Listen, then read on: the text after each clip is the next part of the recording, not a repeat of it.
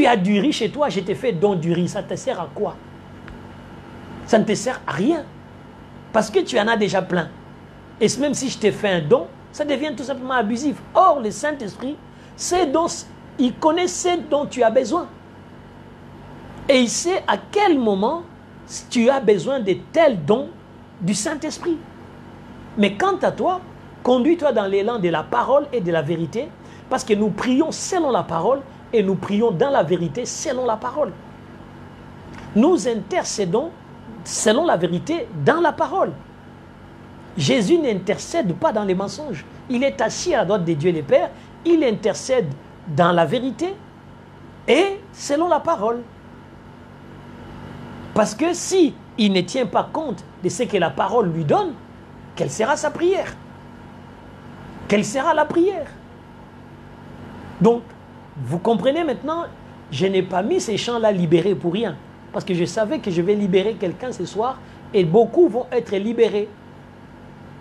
Parce que très souvent, vous vous condamnez dans vos prières parce que vous priez par intelligence.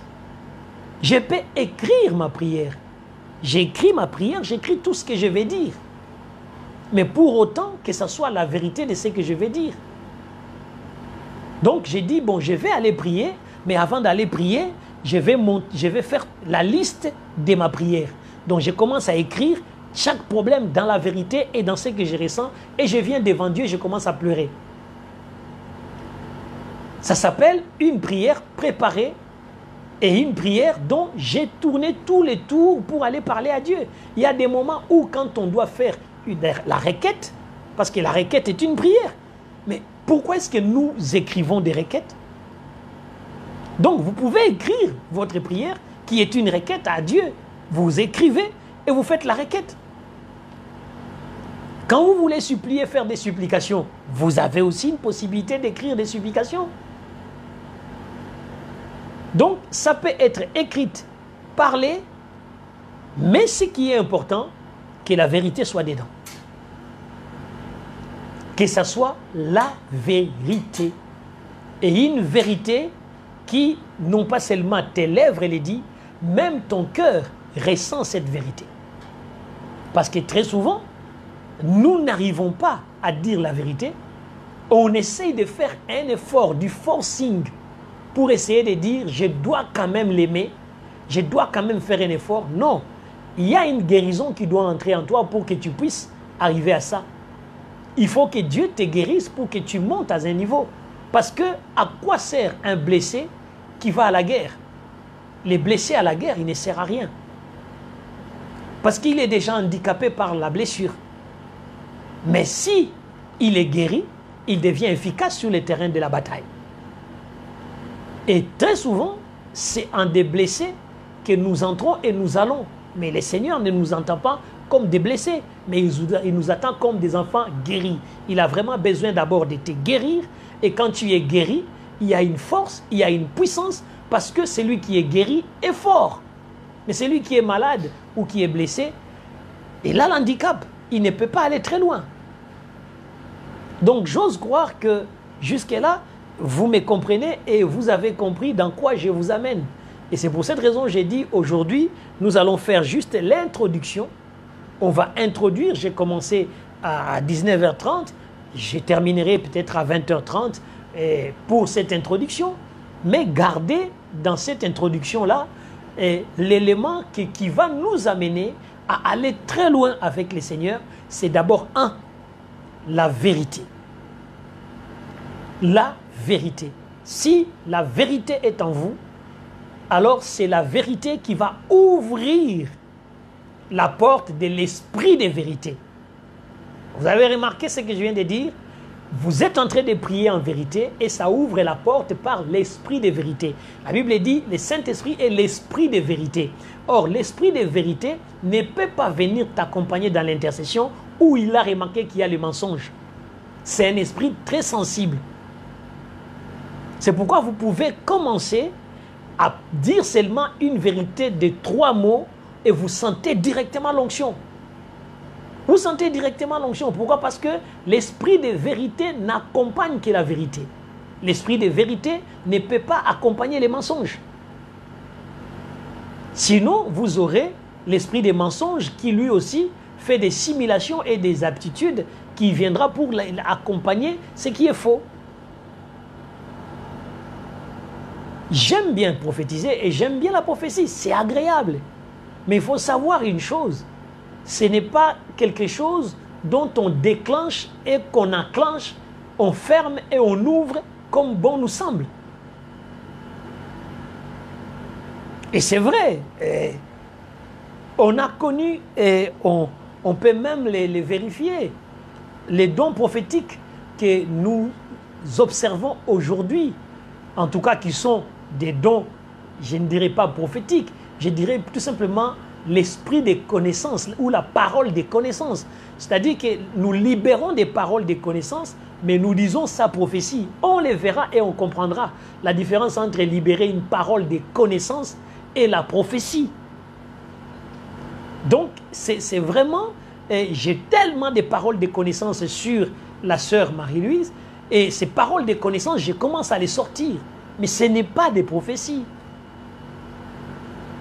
Et c'est là où aussi, quelque part, bon nombre d'enfants de Dieu confondent la parole des connaissances avec la prophétie. Et on va se rendre compte des évidences. Et quand on va regarder certains éléments, et dans ces moments d'affermissement, on va être affermi, on va comprendre des choses que nous devons manifester ou agir dessus. Regardons par exemple ce qui est arrivé. Quand le Saint-Esprit arrive, elle exclut d'abord l'apparence. Donc il n'y a plus d'apparence. Elle exclut les formalismes. Elle exclut aussi l'activisme, l'incohérence. Et qu'est-ce qu'il va créer? Il va créer la ferveur, la vue, l'assurance, la foi, la confiance. Ce sont ces choses-là qui vont venir entrer. Donc on voit que ce sont des gens confiants, ce sont des gens qui sont assurés, qui sont, parce que c'est ça ce qu'on appelle l'esprit de Pentecôte. C'est un esprit qui est venu les rassurer, c'est un esprit qui est venu changer tout, et c'est un esprit qui est venu leur donner l'assurance et la détermination dans tout ce qu'ils devaient faire. Ephésiens 6, 18, qu'on va regarder et qu'on va en parler un tout petit peu. Ephésiens 6, je vais prendre ma Bible carrément.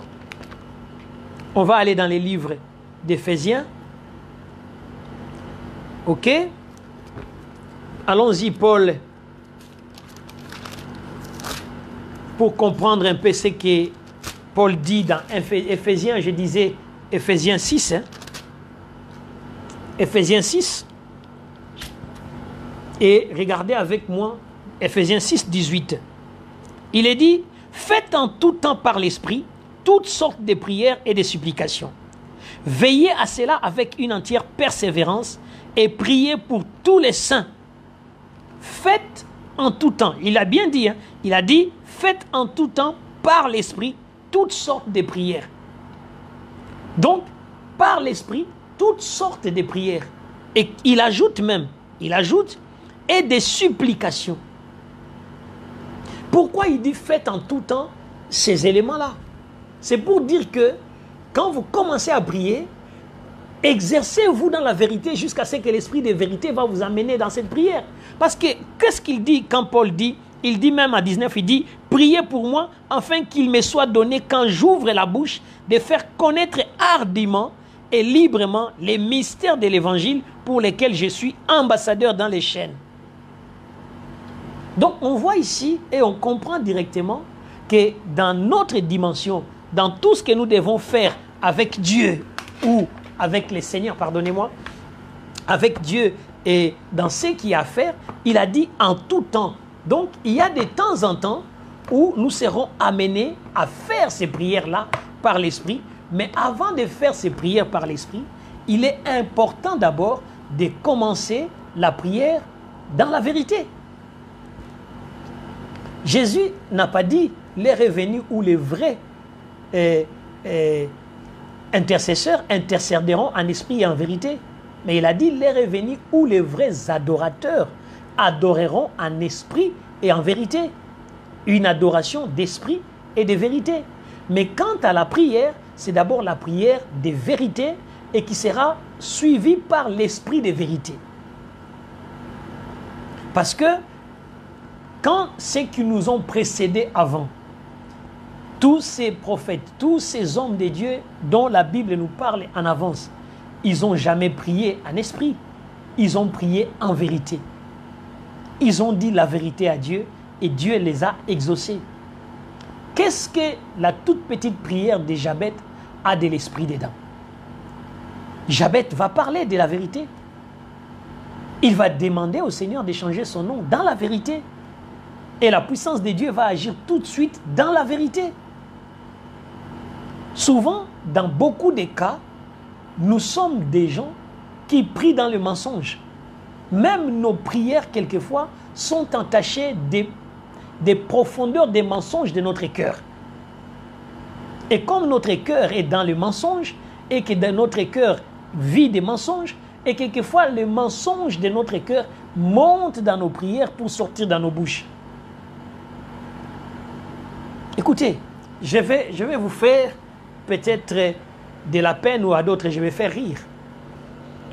Que peut donner la prière de quelqu'un qui dit « Seigneur, si tu me donnes 10 000, je soutiendrai mon église. » Et puis, le Seigneur, pour les confondre, lui donne 10 000.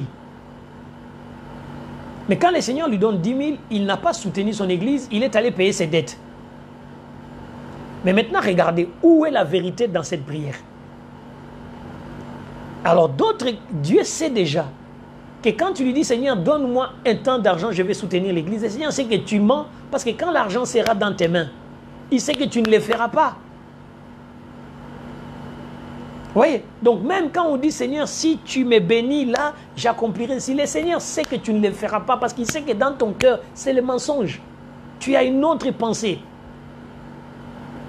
Donc vous voyez déjà, on construit facilement des prières, des mensonges. Parce que ce qu'on dit, ce n'est pas ce qu'on fera. Parce que quand bien même la chose va se présenter, on ne fera pas ce qu'on a dit. Comme dit si bien ma fille, il dit, nous faisons du chantage à Dieu. Donc, à un certain moment, aie l'habitude de prier en vérité et l'esprit de vérité viendra. Donc, un intercesseur qui ne prie pas par la vérité, l'esprit de vérité ne peut pas l'accompagner. L'esprit de vérité ne t'accompagne que quand tu pries pour la vérité. Moi, il arrivait qu'il y a des prières que je me mets au lit, je commence à prier, je commence à parler comme ça, et puis paf, la puissance du Saint-Esprit descend et je pars dans une prière longue, une prière qui ne s'arrête plus parce que le Saint-Esprit commence à l'air. Parce que Dieu ressent que j'ai dit tellement la vérité et je suis dans un état vrai. Pas dans un état compliqué, je suis dans un état vrai. Et si vous êtes dans un état vrai à ce moment précis-là, la puissance du Saint-Esprit, même pendant que je parle, va s'accaparer de toi parce qu'il va remarquer que ton cœur est vrai. Parce que dès qu'on commence à libérer la puissance ou la parole, vous sentez directement la parole vous saisit. Pourquoi la parole vous saisit? Parce que cette parole est vraie et vous-même aussi votre cœur est vrai. Il les reçoit dans une vérité et la vérité de la vérité amène l'esprit de vérité à se manifester. Sinon, nous allons chaque fois amener la manifestation de l'esprit des mensonges. Parce que dans nos cœurs, la plupart d'entre nous, nous remplissons l'église et nous sommes dans la maison de Dieu, mais avec un cœur rempli de mensonges. Et dans beaucoup de cas, nos prières sont des demandes qui sont des demandes mensongères. Parce que Dieu sait que tu ne le feras pas, mais tu es en train d'insister. Quelquefois même tu pleures. Tu pleures, bien-aimé dans le Seigneur. Tu pleures, tu fais des supplications en pleurant. Mais Dieu sait que tu mens. Et il n'y a pas moyen que l'esprit de vérité vienne parce que Dieu sait que tu mens. Il sait qu'il y a encore les mensonges en toi. Il sait que tout ce que tu vises là, c'est ton confort. Tout ce que tu cherches là, il n'y a pas de vérité en toi. Dieu savait ce que Jabez lui disait. Jabez, quand il a demandé de changer son nom, Dieu savait que lui au moins, si je change son nom, il fera quelque chose de vrai. Il était vrai. Soyons d'abord vrais. Éloignons les mensonges de nos cœurs.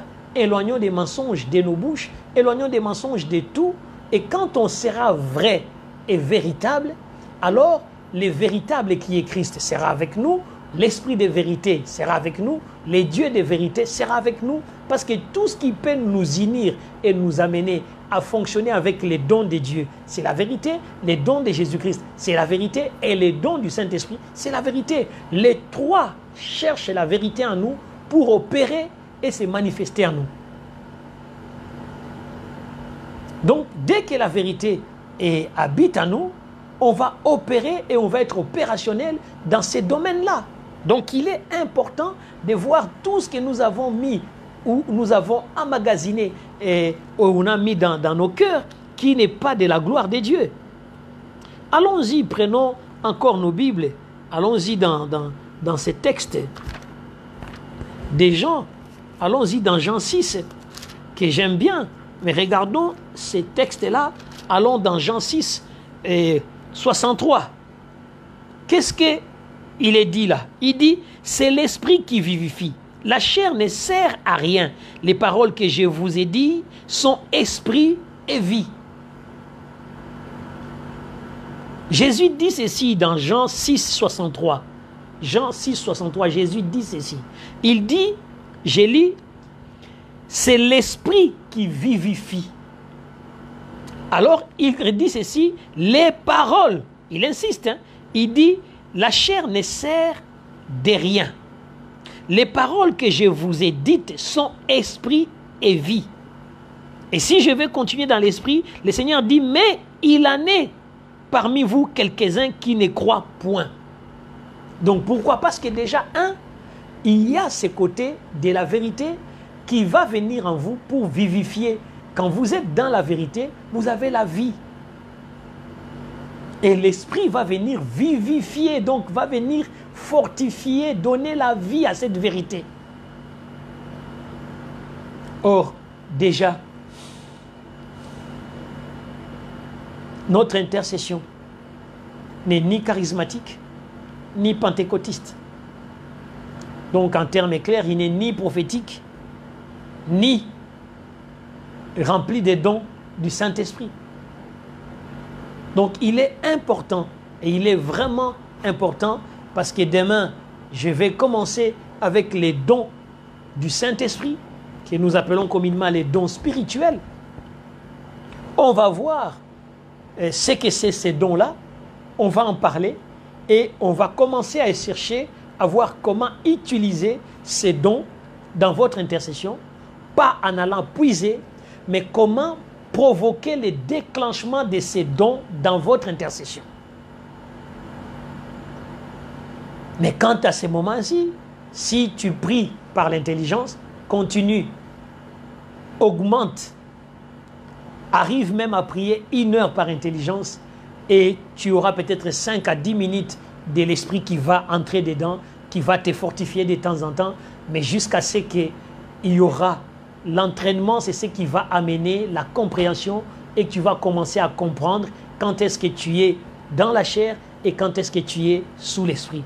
Parce que c'est l'entraînement, au fur et à mesure que tu t'entraînes dans la prière par intelligence, que tu sauras à quel moment ta prière n'est plus par intelligence, mais il est par l'esprit, et tu vas commencer à mettre des pas et des pas dans la prière par l'esprit.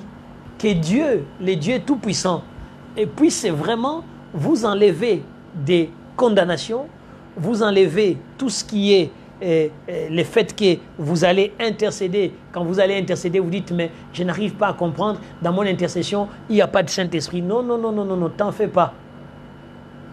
Prie, parle à Dieu avec la vérité. Je me rappelle où je crois une de mes filles pourrait, et ce n'est pas toujours citer des noms par rapport à ce qui est des conversations entre l'homme de Dieu et les enfants de Dieu.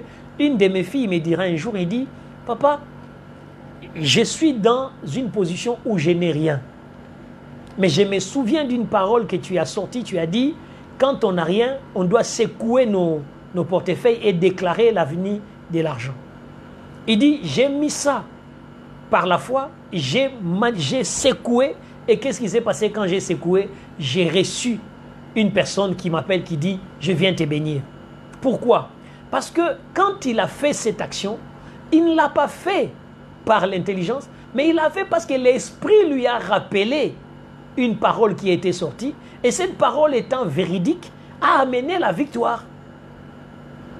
Vous voyez, donc il y a des moments où la parole de vérité viendra sur vous par rapport au fait que les prophètes avaient prêché, ou Maman Sarah avait prêché, ou telle sœur avait exhorté. Donc ces paroles de Dieu qui sont vérité viennent compléter la vérité qui se trouve en vous. Et à ces moments-là, l'esprit de vérité libère ses dons. Il libère ses dons. Et quand les dons de l'esprit de vérité viennent, ils n'agissent qu'en fonction de notre vérité.